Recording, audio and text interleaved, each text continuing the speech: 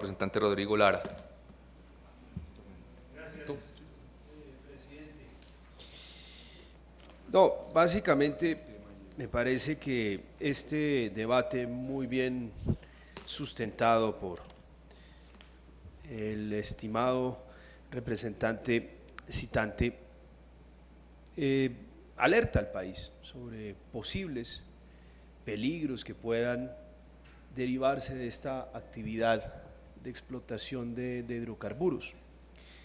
Sin embargo, también puedo observar, leyendo aquí las respuestas del Ministerio, que las guías, los parámetros adoptados por el gobierno nacional son draconianos.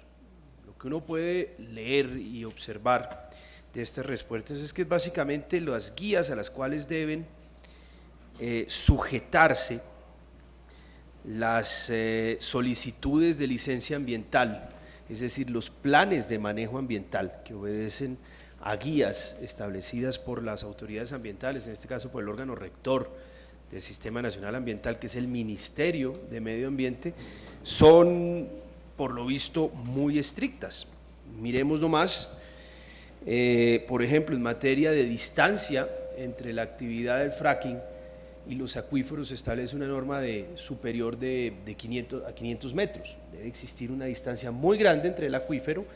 Se estima que esos acuíferos, por lo que leo acá, están a 500 metros y la explotación se da a 1500, 2500 metros.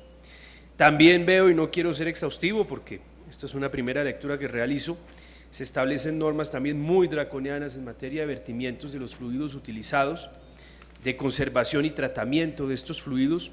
Es decir, lo que yo puedo observar es básicamente lo que debe hacer cualquier país serio con respecto a la explotación minera y petrolera.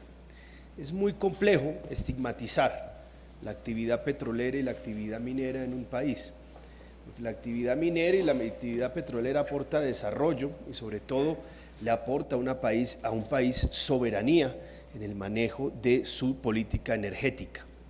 Ciertamente, países como Alemania, como países como Italia, como Francia, como Suiza, han establecido vetos a la explotación del fracking. Sin embargo, Alemania lo está revisando, dado pues la complejidad de su seguridad energética por las tensiones que existen en Rusia y que es la gran fuente de aprovisionamiento de energía con el gas.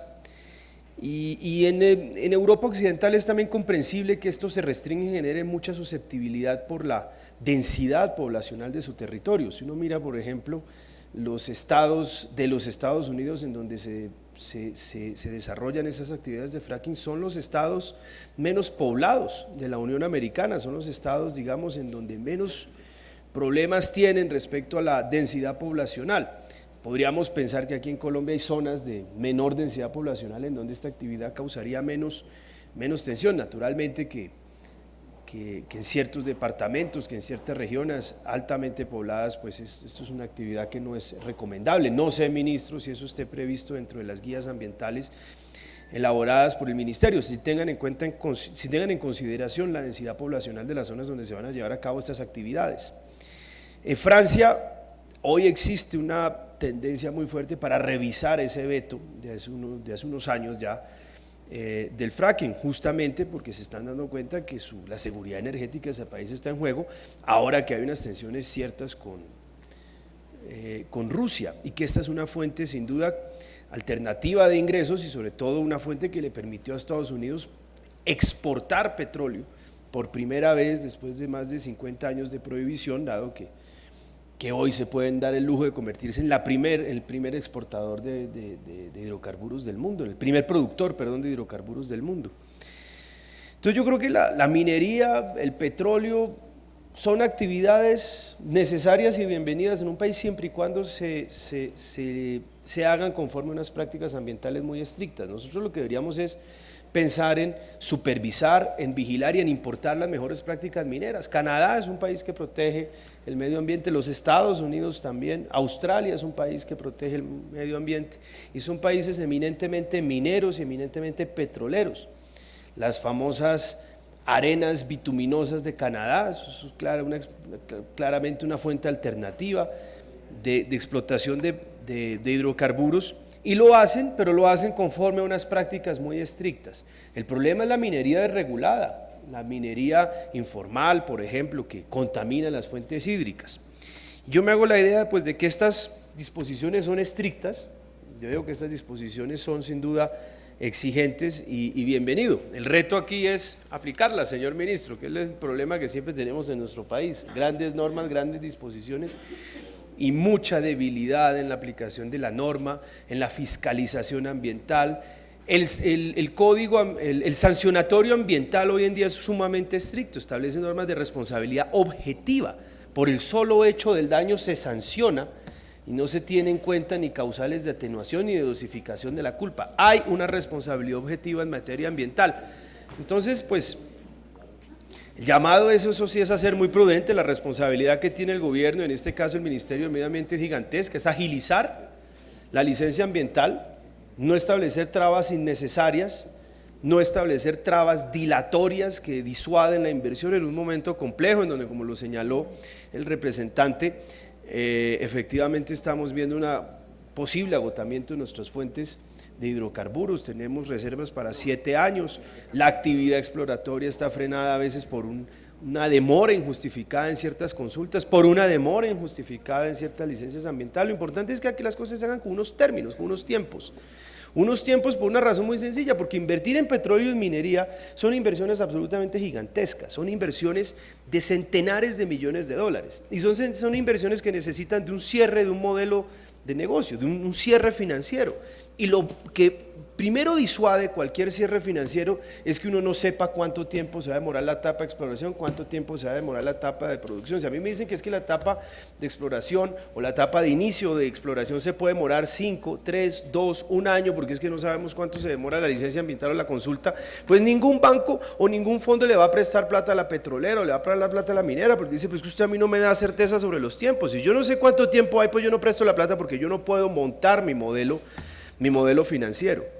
Y yo tengo unos accionistas detrás y esos accionistas no me dejan prestar plata porque si yo presto plata irresponsablemente sin saber cuánto tiempo se va a demorar y cuánto tiempo voy a recuperar la inversión, pues me botan del puesto. Es decir, es un tema de toda una lógica corporativa compleja, ¿no? Y necesitamos inversión. Miren que los tiempos económicos son difíciles, son complejos, representantes. Nosotros no sabemos muy bien de dónde nos estamos metiendo. Se habla de un crecimiento mediocre en todo el mundo. Colombia saca la cabeza, las agencias de calificación dicen que vamos a crecer al 4, al 4,5, que vamos a bajar un poquito por encima del promedio de América Latina, pero ¿por cuánto tiempo? Precio del petróleo $83, santo Dios bendito, estamos hablando del presupuesto de 100, ¿con qué vamos a financiar la paz? Si necesitamos un precio de $82 para más o menos tener un presupuesto sostenible, por debajo las finanzas se afectan gravemente porque nos hemos convertido en un país desafortunadamente que depende de sus exportaciones petroleras. Y a estos países cuando les baja el precio pues colapsan y cuando se le acaban las reservas, pero ni hablar. Entonces, pues ministro, mucha sensatez, no se deje presionar a veces por los debates radiales, esos que son de todos los días, que buscando el tema. Aquí hay una preocupación muy cierta, por ejemplo, ¿qué preocupación más grande no puede existir en Cundinamarca de que los acuíferos se van a desarrollar? En un departamento como Cundinamarca el fracking no es recomendable, aquí no se puede hacer fracking, en la sabana de Bogotá no se puede hacer fracking, en el Valle de Aburrá no se puede hacer fracking, en el Valle del Cauca no se puede hacer fracking. Distintos son las zonas, las grandes extensiones de nuestro país en donde hay menos población, en donde el tema es menos sensible. Entonces, lo felicito, estimado representante, por su muy clara argumentación y muy importante que estos debates lleguen a esta comisión. Gracias. Gracias, representante. Yo les quiero pedir que nos ayuden.